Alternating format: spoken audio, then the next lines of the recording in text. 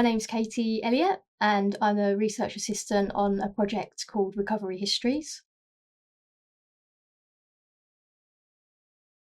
Probably more than 10 years ago, I started volunteering for two helplines, one for young people, one for survivors of domestic violence.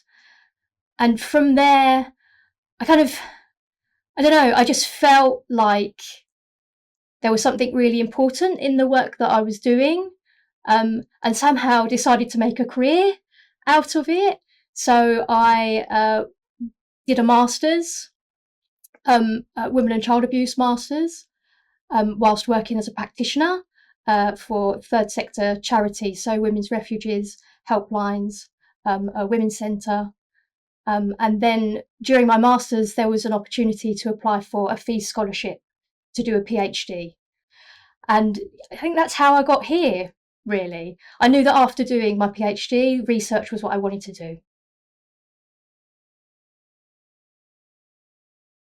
So my PhD was about child sexual exploitation, and it was exploring the gap between the media representations of child sexual exploitation and the experiences of specialist practitioners.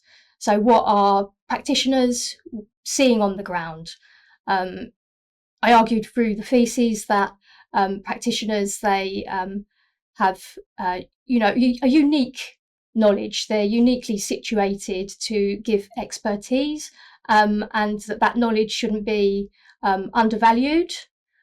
And so their voices were kind of really at the centre of it, I think. And a lot of what they said was to challenge the media representations of child sexual exploitation, which really focused now on this kind of racialised, well, I argued that it was a racialised media template, where, you have this idea that in the media, or perpetuated in media discourses, that sexual exploitation is always a case of groups of Asian men exploiting white girls. And obviously we know things are much more complicated than that.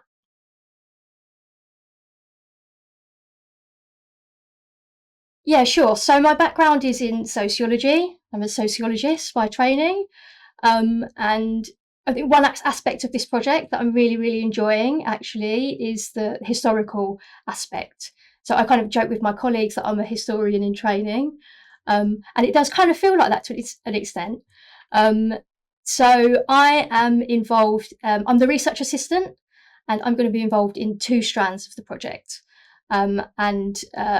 The one that I'm really excited about at the moment, I'm excited about the whole project, but the one that I'm really excited about at the moment is the oral history strand, where I'll be speaking with practitioners and gathering the oral histories of practitioners around their experiences of working with survivors of child sexual abuse, their understanding of concepts like trauma and recovery, and what, from their perspective, survivors need in order to live well in the aftermath.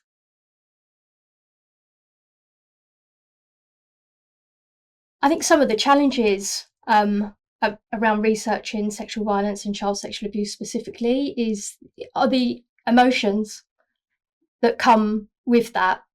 And I think there can be sort of extremes of emotions sometimes, a lot of sadness at what somebody has had to endure.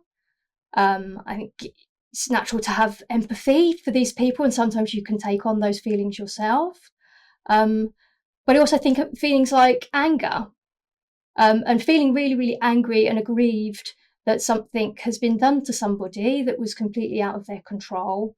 And quite often the services, or there isn't the infrastructure around those people to offer them, to give them the help and support that they need.